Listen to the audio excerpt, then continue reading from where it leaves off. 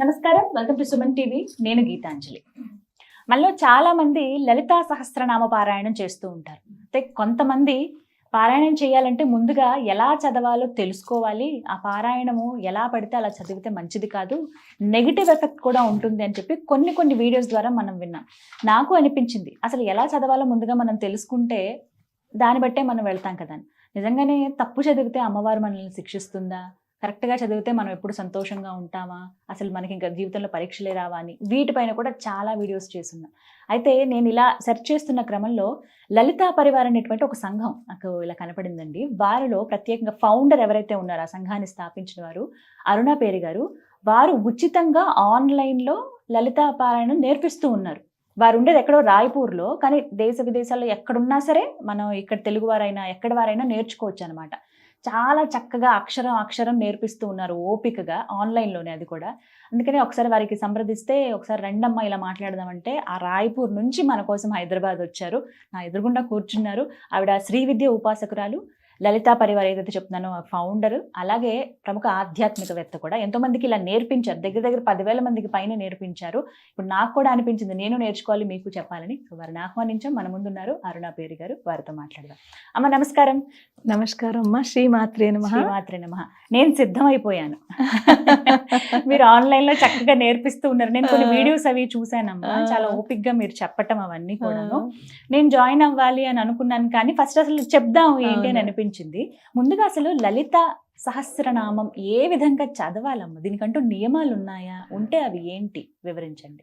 అమ్మ తప్పకుండాను, చాలా మంచి ప్రశ్న వేశారు.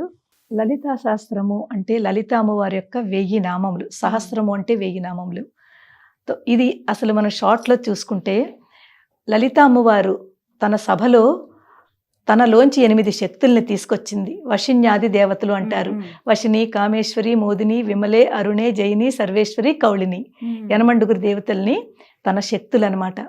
వారికి ఆదేశించింది, మీరు స్తోత్రం చెయ్యండి అని ఆదేశించింది.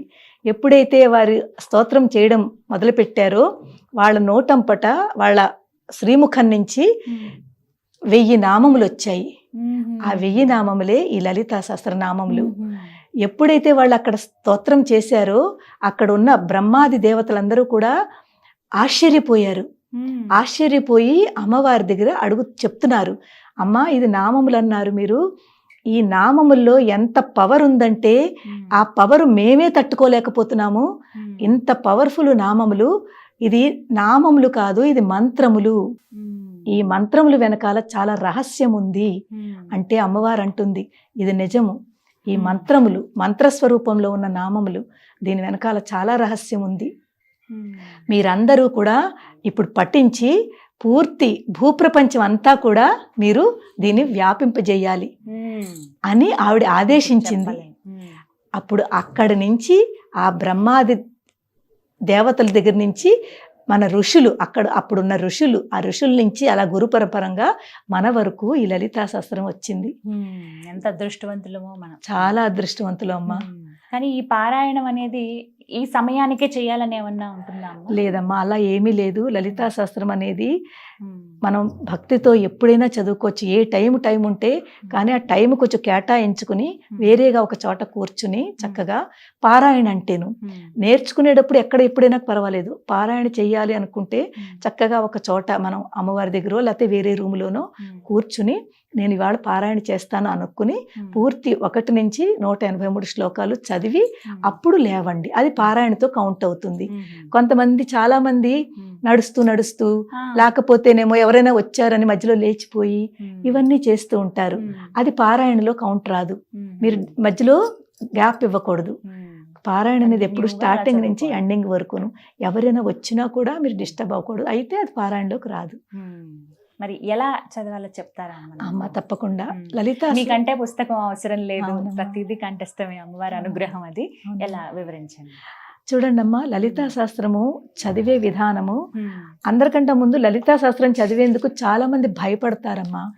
మనకి కొంతమంది మన పెద్దలు అంటే మన కొంతమంది గురువులు లాంటి వాళ్ళు, మీరు లలితా శాస్త్రం తప్పు చదివితే మీకు ఇది జరుగుతుంది అది జరుగుతుంది అని చాలా భయపెట్టేస్తున్నారు. ఆ భయం కొద్దీ లలితా శాస్త్రము, లలిత అమ్మవారు ఏమిటి, ఆ తత్వం ఏమిటి అని తెలుసుకోవట్లేదు, చదవడానికి ధైర్యం చూపించట్లేదు. నిజమమ్మా అది. అలాంటి పరిస్థితిలో మేము ఈ 4 ఏళ్ల ఈ ఆన్లైన్ క్లాసెస్ ద్వారా వాళ్ళలో ఉన్న భయాన్ని పోగొడుతూ వాళ్ళకి చక్కగా లలితా శాస్త్రం ఎలా నేర్పాలి, ఎలా చదవాలి అని మేము నేర్పడం ప్రయత్నించాము. ఇందులో భయం పడకూడదమ్మా, ధైర్యం ఎక్కువ. అమ్మవారు అమ్మ అంటే మాతృ. మనం చిన్న చిన్న తప్పులు చేసినా కూడా ఆవిడ క్షమిస్తుంది. ఆ భావనతో మనం చేస్తే కనుకైతే తప్పకుండా మనకి మంచి జరుగుతుంది. ఈ భయాన్ని పోగొట్ట భక్తి ప్రియా, భక్తి గమ్య, భక్తి వశ్య, భయాపహ అమ్మవారు చెప్తుంది. ఆవిడ భక్తికి ప్రియం పొందుతుంది. అలాగే ఏ భక్తితో మనం చేస్తామో భక్తికి వశం అయిపోతుంది. భక్తి వశ్య, భక్తి గమ్య, మనకి ఏదైతే కావాలో ఆ గమ్యానికి తీసుకెళ్తుంది. భయాపహ, మనలో ఉన్న భయాన్ని ఆవిడ పోగొడుతుంది. ఎప్పుడైతే భయం పోగొడుతుందో మనం అమ్మవారికి భయపడటం ఎందుకు చెప్పండి? ఏం పర్వాలేదమ్మా, ఇవాళ నాకు ఈ తప్పు వచ్చింది, రేపు ఈ తప్పు రాకుండా నేను కరెక్ట్ చేసుకుంటాను. మనం కరెక్ట్ చేసుకునేది మనలోనే కదమ్మా ఉంది. కానీ కావాలని ఇవాళ తప్పు చేసి మనం కరెక్ట్ చేసుకోకుండా, మనం ఎందుకు చేసుకోవాలని ఆలోచించకుండా కరెక్ట్ చేసుకోవాలి అని మనం ఒకటి మనసులో పెట్టుకోవాలి. అదే మేము క్లాసెస్లో చెప్తాము. ఇప్పుడు లలితా పరివార్ ద్వారా మాకు రోజు మార్నింగ్ 11 o'clock నుంచి 5 o'clock వరకు క్లాసెస్ నడుస్తూ ఉంటాయి. ఒకటి లలిత ఒకటే కాదు, సౌందర్య లహరి, శివానంద లహరి, విష్ణు సహస్రము, భగవద్గీత, రామాయణము. పిల్లలకైతే రామాయణం నేర్పుతున్నామమ్మా. పిల్లలకి చాలా అవసరము. రామాయణంలో చాలా క్యారెక్టర్స్ ఉన్నాయి, అవన్నీ తెలుసుకోవాలి వాళ్ళు. రాముడు అంటే ఏమిటి, రావణుడు అంటే ఏమిటి, లక్ష్మణుడు అంటే ఏమిటి, త్యాగం ఎలా చేస్తారు, ఇవన్నీ పిల్లలకి తెలియాలి. అలా పిల్లలకి అన్ని నేర్పిస్తున్నారు. ఇప్పుడు లలితా శాస్త్రంకి వచ్చేసరికి ఇందులోనమ్మా లలితా శాస్త్రము చదివే ఒక పద్ధతి ఉంటుంది. ప్రతి లైన్లోనూ కొన్నింటలో 3 నామాలు ఉండొచ్చు, కొన్నింటలో 5 నామాలు ఉండొచ్చు, కొన్నింటలో 1 నామం ఉండొచ్చు. ఆ నామములు ఎలాగైతే మనకు అక్కడ ఉందో, ఆ లైన్లో ఉందో దానిని, ఆ నామాన్ని మనం అక్కడ అలాగే చదవాలి. అంటే ఇప్పుడు ఫర్ ఎగ్జాంపుల్ తొలి శ్లోకం చూసుకుంటే శ్రీమాత శ్రీ మహారాజ్ఞి శ్రీమత్ సింహాసనేశ్వరి, అక్కడ 3 నామాలు ఉంది. ఆ 3 నామాలు అనమాట. ఆ 3 నామాలకి కాస్త శ్రీమాత శ్రీ మహారాజ్ఞి శ్రీమత్ సింహాసనేశ్వరి, ఎప్పుడైతే ఇది చదువుతామో మన లోపలికి ఆ భావన వచ్చేయాలి. అమ్మా శ్రీమాత, ఆ భావన రావాలమ్మా. శ్రీ మహారాజ్ఞి, అమ్మా నువ్వు రాణిలా ఉన్నావమ్మా, మమ్మల్ని అందరినీ పాలించడానికి నువ్వు మమ్మల్ని అందరినీ చక్కగా చూసుకుంటున్నావమ్మా, ఒక తల్లిలాగా. శ్రీ మహారాజ్ఞి శ్రీమత్ సింహాసనేశ్వరి, చక్కగా మమ్మల్ని అందరినీ పాలిస్తూ మళ్ళీ లయం కూడా నువ్వే చేసుకుంటున్నావు. ఆ భావన మనలో వచ్చేయాలన్నమాట. అక్కడ బ్రహ్మ విష్ణు మహేశ్వరులు 3 తత్వం మనకు కనిపించిపోవాలి. ఆ భావనతో ఎప్పుడైతే చదువుతామో అది మనకు ఫలిస్తుంది. తర్వాత ఈ లలితా శాస్త్రంలోనమ్మా 1 నామం ఉండే నామాలు ఉన్నాయి. ఎక్కడి నుంచి అంటే మనకి రాగస్వరూప పాషాఢ్య క్రోధాకారాంకుశోజ్వల మనోరూపేక్షు కోదండ పంచతన్మాత్ర సాయక, ఇవన్నీ ఒక సింగల్ నామములు. అక్కడ మధ్యలో బ్రేక్ చేయకూడదు. చాలా మంది ఏం చేస్తారంటే మధ్యలో బ్రేక్ చేసి దీర్ఘాలు తీసేస్తారు. అష్టమి చంద్ర విభ్రాజ దళిక స్థల శోభిత, అమ్మవారి యొక్క నుదురు అష్టమి చంద్రుడిలా ఉన్నాడు అని ఆ నామం తలుచుకుని వెంటనే ఇది గుర్తొచ్చేయాలి. అక్కడ అష్టమి చంద్ర విభ్రాజ అని దీర్ఘం తీస్తారు. దీర్ఘం తీసేసరికి అది మీనింగ్ మారిపోతుంది. ఇలాంటివి చాలా నామాలు ఉన్నాయి. మధ్యలో దీర్ఘాలు తీయడం కానీ బ్రేక్ చేయడం కానీ అవి తెలుసుకోవాలి. అది మేము నేర్పుతాము. అమ్మ ఇక్కడ ఇలా పలకాలి. అలాగే కొన్ని చాలా ఇంపార్టెంట్ నామాలు ఉన్నాయి, తప్పి చదివితే దాని మీనింగ్ మారిపోయి అమ్మవారిని నిందిస్తున్నట్టు అవుతుంది. అమ్మవారి స్తోత్రం చేస్తున్నాం అంటే అమ్మవారిని స్తుతిస్తున్నాము. అదే నామం తప్పు చదివితే అమ్మవారిని నిందిస్తున్నాము. ఫర్ ఎగ్జాంపుల్ మీకు 51వ నామము. 51వ నామం చూడండి. దుష్ట దూర దురాచార శమని దోషవర్జిత, అక్కడ దుష్ట దూర 1 నామము, దురాచార శమని 1 నామము. కానీ చాలా మంది అమ్మ ఇక్కడ దురాచార శమని అలా చదువుతారు. అంటే అక్కడ ఏంటవుతుంది, దురాచార శమని అన్న దానికి అర్థం ఏంటంటే మనలో ఉన్న దురాచారాలని అమ్మవారు తీసేస్తుంది అని మనం స్తుతిస్తున్నాం అమ్మవారు. దురాచార శమని, మనలో ఉన్న దురాచారాలని ఆవిడ తీసేస్తుంది, తీసేయమని ప్రార్థిస్తున్నాము. అదే విడతీస్తే దురాచార అంటే అమ్మవారిని అమ్మ నువ్వు దురాచారురాలు నింద, అక్కడ అమ్మవారి యొక్క నింద జరుగుతోంది. శమని తర్వాత తీసుకొస్తున్నారు, ముందు దురాచార, అది చాలా తప్పు. ఇలాంటివి చాలా ఉన్నాయి, కలిపి ఉన్నట్టుగానే చదవాలి, కలిపి చదవాలి.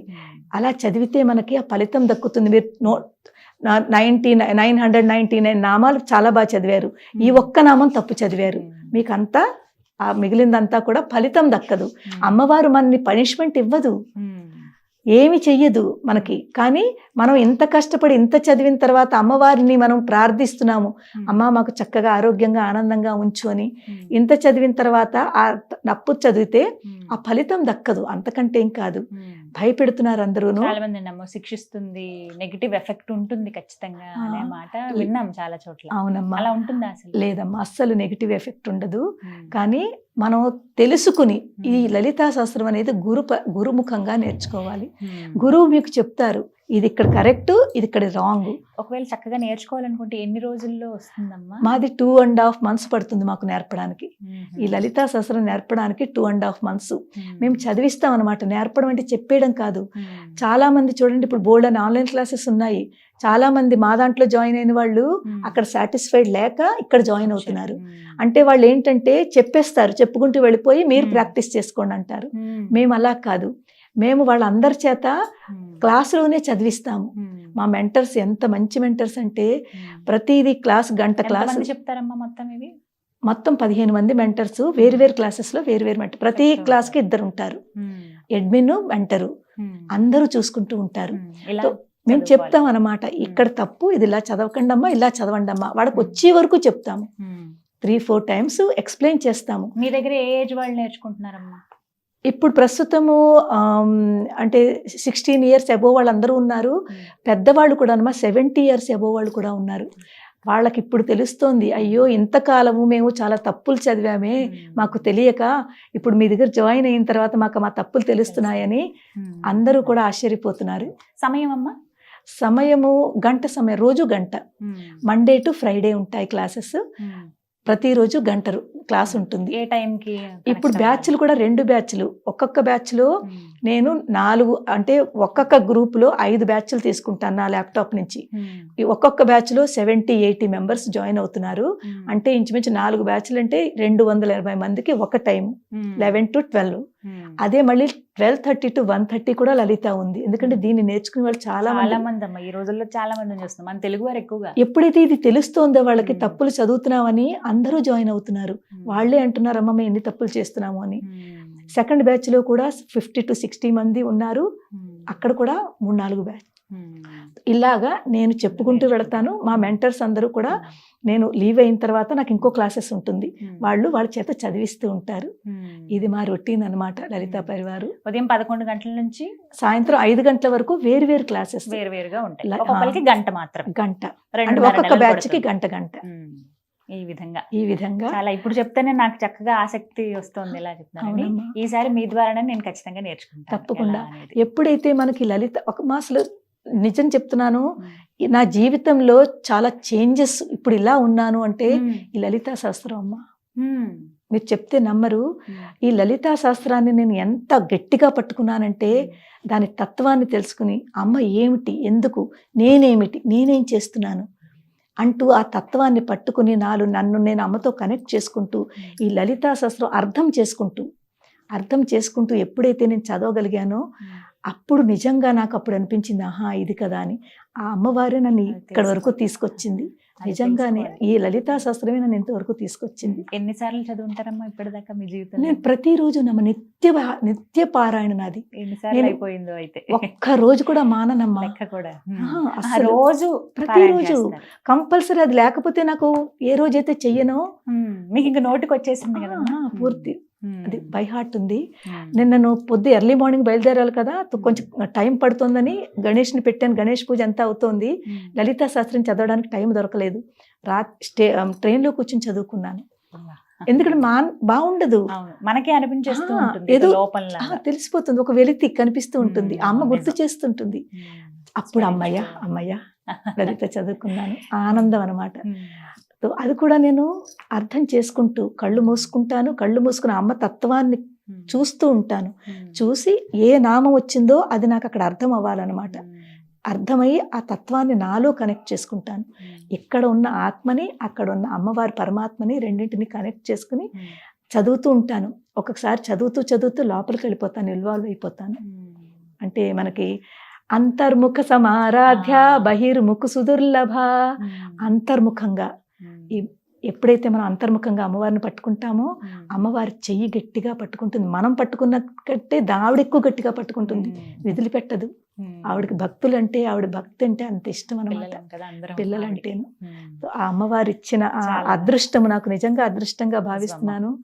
అలాగే సంతోషం, మీరు ఇంత చక్కగా విడమర్చి చెప్పారు. మనం ఇప్పుడు టైం వల్ల ఆగాల్సి వచ్చింది. అవునమ్మా. మరొక వీడియోలో పూర్తిగా లలిత అసలు ఏ విధంగా చదవాలనేది లైవ్ లో మనం నేను నేర్చుకుంటానమ్మా, నాకు నేర్పించండి. తప్పకుండానమ్మా. చాలా సంతోషం, మీరు రాయ్పూర్ నుంచి ఇక్కడికి రావటము చాలా ఆనందాన్ని ఇచ్చింది మాకు. అది అమ్మవారే స్వయంగా వచ్చారని భావిస్తూ ధన్యవాదాలమ్మా. ధన్యవాదములమ్మా. శ్రీమాత్రే నమః. శ్రీమాత్రే నమః. అందరూ ఆరోగ్యంగా ఆనందంగా ఉండాలని నేను ఆ లలిత అమ్మవారిని ప్రార్థిస్తున్నానమ్మా. ధన్యవాదాలు.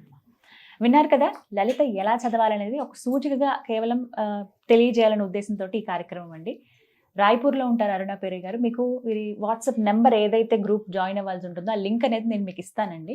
ఇచ్చి మీలో ఎవరైతే ఆసక్తి ఉంది, నిజంగా నేను లలిత చదవాలనుకుంటున్నాను, తప్పులు లేకుండా ముందు నేర్చుకోవాలనుకుంటున్నాను పారాయణం కంటే ముందు అనుకున్న వాళ్ళు మీరు కూడా జాయిన్ అవ్వండి. ఉదయం 11 గంటల నుంచి 5 గంటల వరకు మీరు ఫ్లెక్సిబుల్ టైం చూసుకోండి. ప్రతిరోజు ఆ టైం 2.5 నెలలు పడుతుంది, దగ్గర అంటే ఒక 75 రోజుల వరకు సమయం పడుతుంది. కాబట్టి పూర్తిగా మీరు ఎటువంటి తప్పులు లేకుండా నేర్చుకోండి.